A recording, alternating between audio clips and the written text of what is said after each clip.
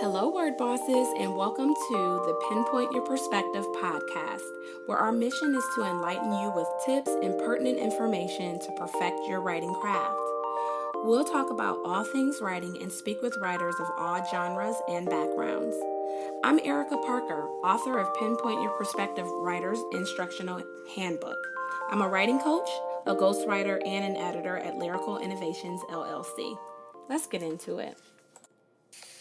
Word bosses, turn my mommy up in your headphones.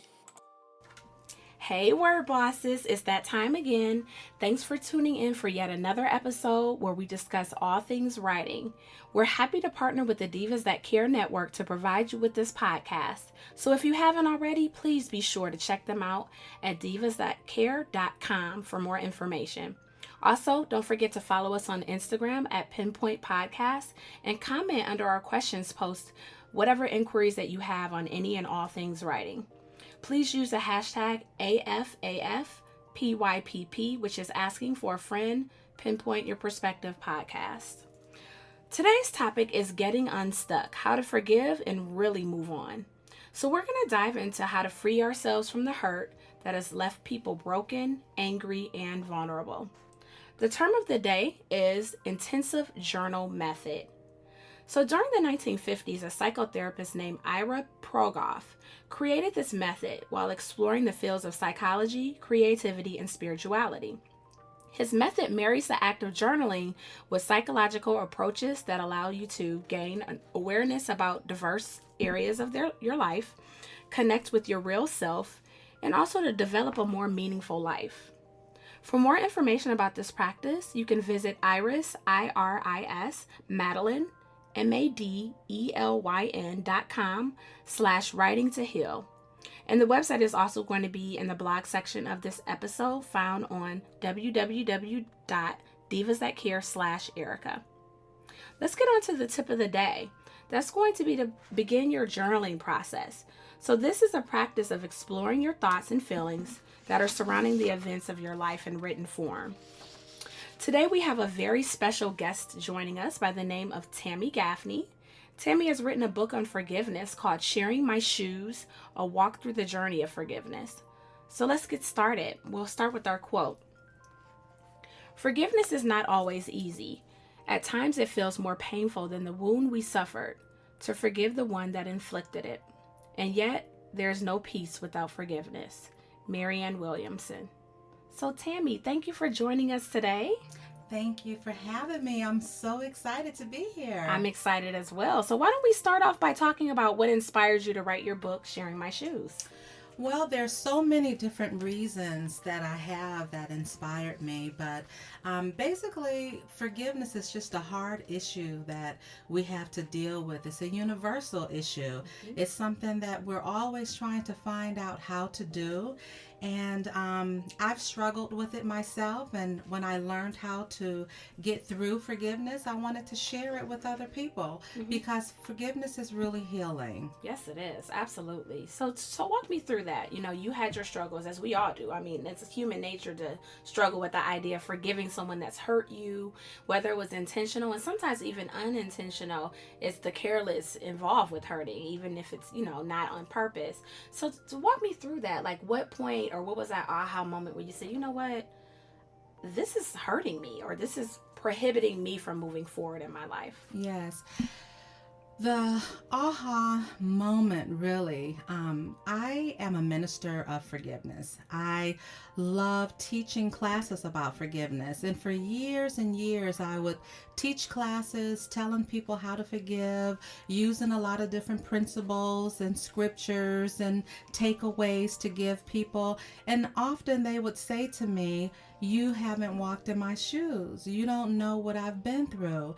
And a lot of times, instead of being liberated or being delivered and happy, they would leave out still broken and still torn and struggling with how do you do this? And so I wanted to really give people a way to learn how to forgive and really how to move on. And what really happened in my life was personal. As I mentioned, I've struggled with different things in my life. I've experienced pain myself. But my sister died. She was on drugs. And for over 20 years, she lived on drugs. And we never knew why. You know, so many times we judge people, we look at their behaviors and at their lifestyles, but we never think about what caused them to live the way that they did. And she had a secret that she never told. She was raped when she was a child. And all of us have a story. It's just that some of us get lost in that. And I never want to see people turn to drugs or suffer with brokenness or anger as a way to cope with it. And so I decided, and God inspired me, and seeing other people come to those classes, that I wanted to teach people how to take off the mask. How to get free. And what was really stopping them, as well as my sister and myself, was that we did not deal with the pain. So many people kept telling us to just move on, to forgive, to let go, to let God. But they never told us, what do we do with the pain that we're struggling with inside of us? How do we deal with the grief, the shame, the guilt, the brokenness that we've had to bury inside of us for so long? And so that's really the passion that has driven me almost to wanting to share this mission about forgiveness. Wow, that is amazing. I am so inspired just by hearing that, because I think so many of us are walking around with that pain of unforgiveness, but we don't realize it. Like you said, we kind of tuck it down deep inside of us, not really realizing that it's spilling out in how we talk to people, how we treat people, even projecting some unfair expectations on people. We're not even giving them a chance to hurt us. We're already anticipating the hurt, right? So I think that, you know, that really touches on a topic that needs to be expressed and needs to be explored a little bit more. So how does a person know that they're stuck? I think there's probably some people walking around, they have no idea that they're stuck, right? Yeah, you know, even like what you just said, sometimes you have your defenses up. You don't even know that you could be walking in unforgiveness. You're judgmental toward other people. You won't let anybody get close to you. You want to be in control of a situation all of the time. Relationships are never working in your life and you're wondering why, but you're blaming everyone else. You're easily offended. You stay angry. Sometimes just being in relationships and having a lot of divorce in your life, not to blame anyone, but we don't know how to stay in a situation long enough because we're afraid of getting hurt, or we don't know what love really looks like because we were not shown that because of our past, and so we make bad choices. But there's so many ways of knowing that you've not moved on. A lot of it is still the pain that we carry.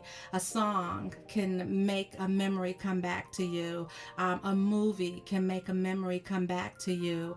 Going to a family picnic can just bring back a blow up to you. And it's like, if you said that everything was okay, why are you still having these emotions? What's behind those emotions that you're still dealing with? Why are you still crying at night? Why don't you know how to touch your kids and hug them and tell people that you love them? What's keeping you stuck? And so that was something that I wanted to talk with people about, how to really get behind what has shaped them. And it's about more than just forgiveness. It's about understanding what pain has done to you. Because until we get to the root of what has hurt us, we're going to stay victims and we're going to victimize others. So today's term of the day and topic of the day are journaling. So let's talk about that. You know, first of all, I guess this is a twofold question. Number one is, did you journal before you became an author? And number two is, how can those that are stuck, or just anyone who is working through something that's happened to them, use journaling to move through that process? Journaling was very therapeutic because before I wrote the book, yes, I journaled. I always journaled how I felt. First, I used to journal with my Bible study, but I also would journal my emotions and how I felt and different things that affected me. And some kind of way, I was led to combine the two, and that allowed me to see how my past had affected me and what my belief systems really were. And it allowed me to look at me and to understand who I was really, and to learn how to start taking some accountability in my life for choices that I had made. It allowed me to realize some hurts that I had experienced that I had never really understood. I grew up without a father, and he was not available to me for really 25 years of my life. And I never realized the significance of not having him there, what it meant to me. I didn't know how that had shaped me. I didn't even know that I was angry about that for a lot of my life. I thought he wasn't there. You can't miss what you don't have, but that's a lie. Because no one talks to you about your pain, you have to move on and let go and continue to act like things don't affect you. You don't realize all of that until something just culminates. And so journaling was very important because it helped me to understand why I made choices in my life that I never would have understood had I not been journaling. I never would have understood that I was still a little girl hurting, wanting the love of a father, feeling rejected, feeling guilty, feeling ashamed because I also was molested.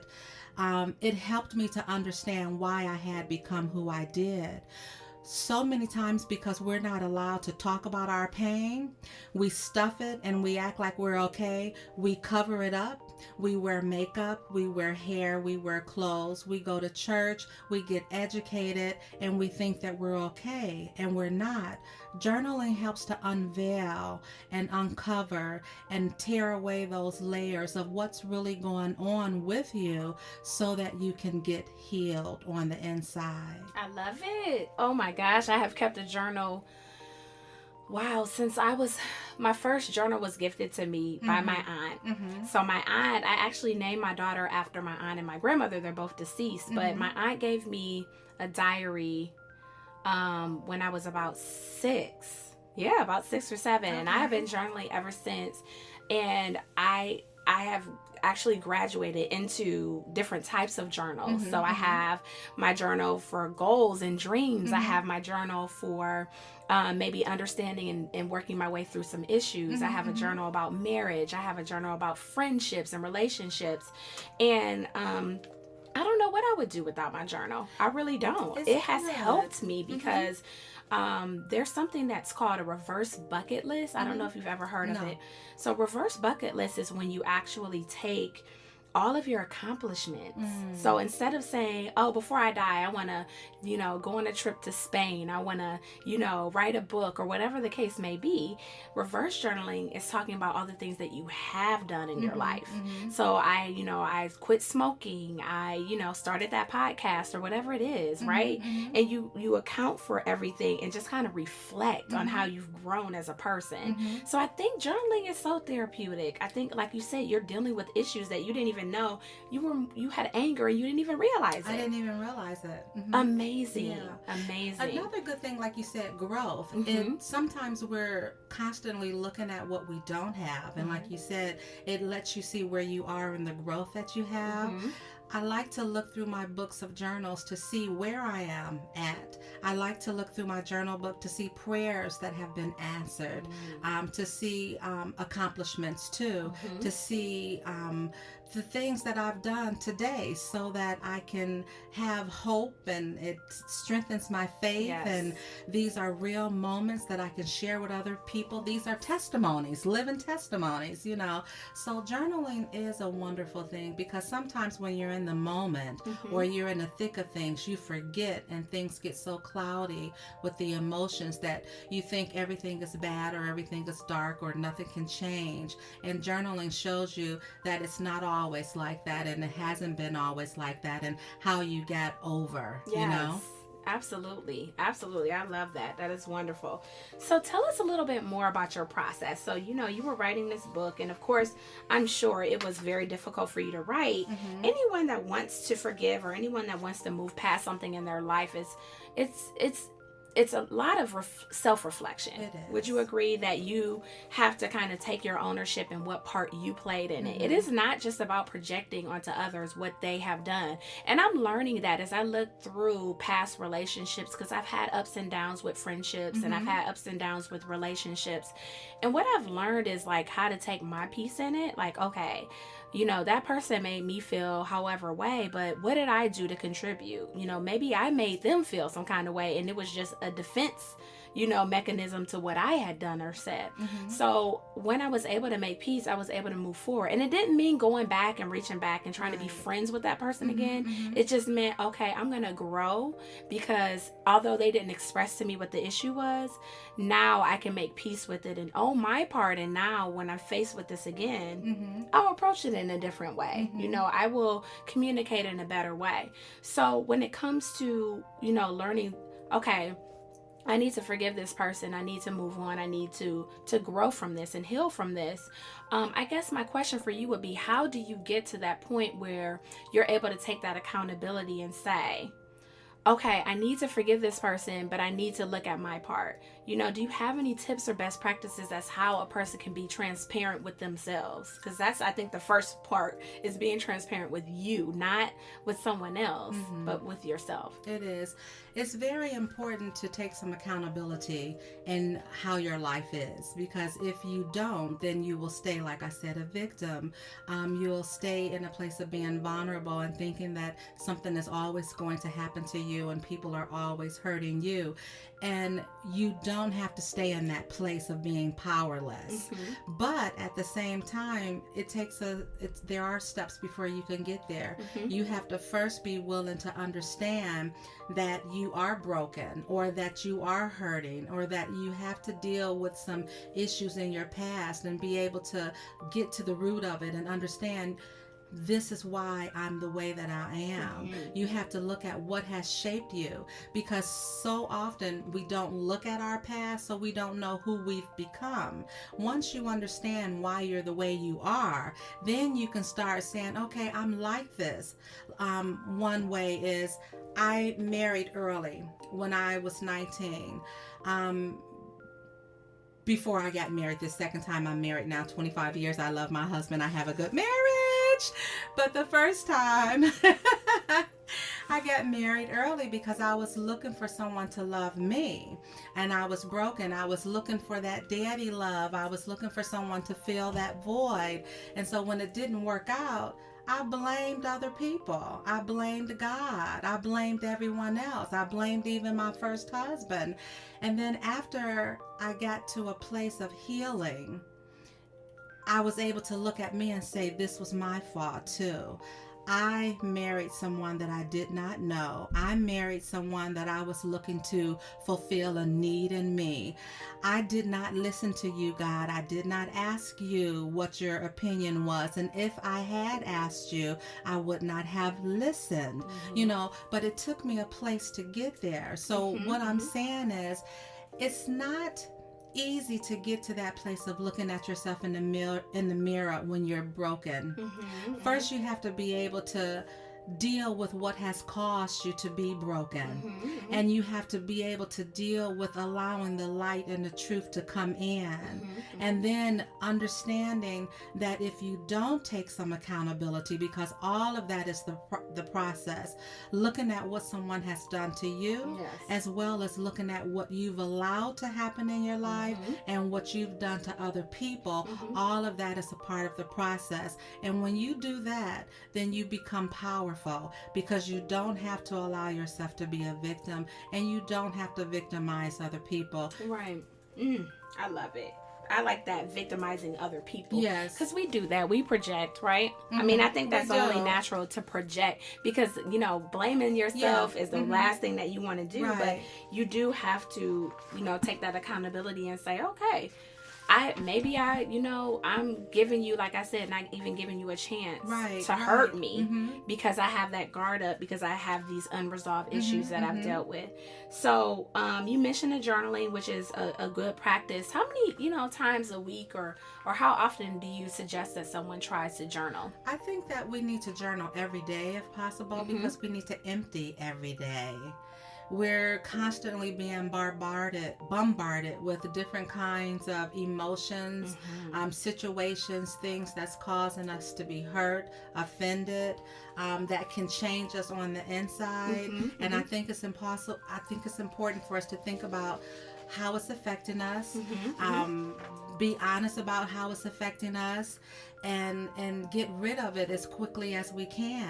So that we don't continue to allow what has happened to us in the past to happen in our present. It's dumping. It literally is. It is. It's dumping. The same way we need to take garbage out every day, we need to do that and not allow the stuff that's coming into our life every day to stay inside of us. Our body is our temple. Our mind is our temple, and we need to learn how to protect it. We don't have to receive everything and allow it to settle inside of us. So journaling is a way to get it out. It's a way to be honest about what has affected us. So many times people are not able to move on because they're not able to be honest about the pain that they're experiencing.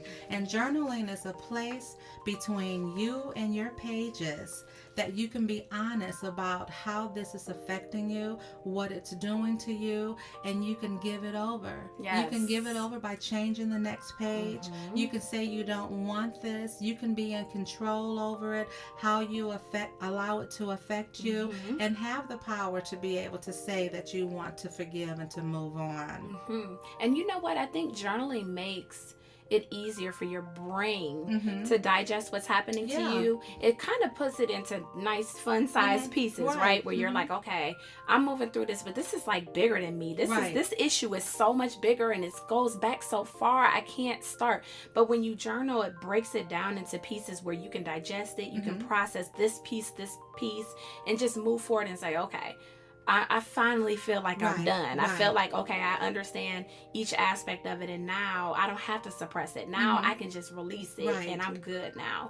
So I feel like that when I journal. I feel like, okay, all right, I beat this dead horse. Okay, I'm done with this, and now I can grow and move on to the next thing. And if you need to, because sometimes we can't move on the next day, if you need to go back to those pages, if you need to keep cleansing whatever those hurts are and those thoughts are, because in the process of forgiving, we need to have a place to grieve. And sometimes because we don't have enough time to do that, that we're either denying, masking, and belittling. We don't have time to really grieve so that we can fully move on. Journaling is a way to, if it's still something on the inside of us that we haven't dealt with, it allows it to still come up out of us so that we can deal with it, and then you can really move on and get free. So how often does forgiveness involve the other person? How often do we involve the transgressor, so to speak, in the forgiveness process? Because what we're talking about is all internal, right? So we're talking about, okay, you did this to me. Okay, I'm going to give myself some time to kind of put a Band-Aid on it, right? Like stop the bleeding. Okay, so that's a process. Then I have to kind of revisit it once I'm ready, right? So now I'm revisiting it and I'm saying, okay, you really hurt me, but maybe I took some part in it, right? So you make the peace that way. And then you run into the person, or you don't. Do you seek that person out and say, okay, look, what happened was really messed up, but this is the ownership that I have in it. Do you need to validate it by seeking an apology from that person? Do you need to validate your growth by saying, okay, this is where I am and I can let you back in my life? What do you suggest to someone who has now made that peace to do? Do they just move on? Do they seek the person out? Like, what do you do? Really what you're talking about is reconciliation. Forgiveness has nothing to do with the other person. That is a choice that you're making to give to another person. That's an internal thing. It's an internal thing. Okay. Sometimes before reconciliation can take place, you may have to go back to that person and talk with that person. There are steps of reconciliation. There are steps of trust. I always tell people to be careful that you don't still put yourself in a situation where you're depending on them to give you an apology or to make you feel a certain way for you to feel whole again and to want to move on, because that will keep you stuck. Reconciliation can't always take place. It's a difference between reconciliation and forgiveness. If someone has hurt you, they show no signs of remorse, no signs of repentance, no signs of trust, there is no reason why you have to continue to put yourself in that situation with that person. Yeah. The reason we continually have a lot of hurt in our relationships and in our lives is because we feel like I have to make this work with someone who wants to hurt me. That external and validation. We don't have to do that. Especially being Christians, we're taught that we have to forgive. And forgiveness and reconciliation are not always the same thing. I definitely appreciate you for clearing that up, because in my mind it's like, well, if I see that person and I don't speak to them, then I haven't forgiven them. You haven't forgiven them. You should be able to speak to a person, because if you can't speak to a person, There's you still have pain to there. Understand what's going on in your heart. And pain is one of the indicators, I say the barometer, to let me know how I'm really doing with my forgiveness walk. But forgiveness starts with a choice. But there's a process to walk through it. You know, each day as you stay committed to say, I'm going to walk in forgiveness, the pain gets a little bit better. Reconciliation, sometimes you can go to that person. There's nothing wrong with going to a person.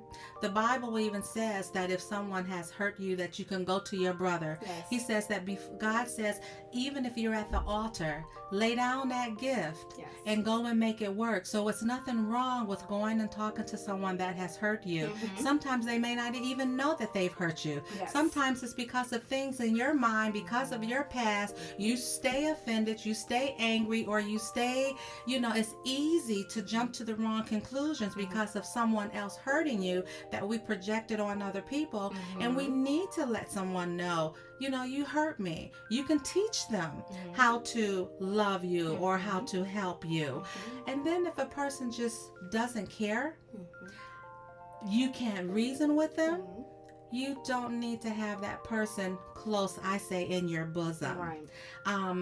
People have to earn trust. I tell people, when they've betrayed your trust, they have to earn your trust. Forgiveness is free.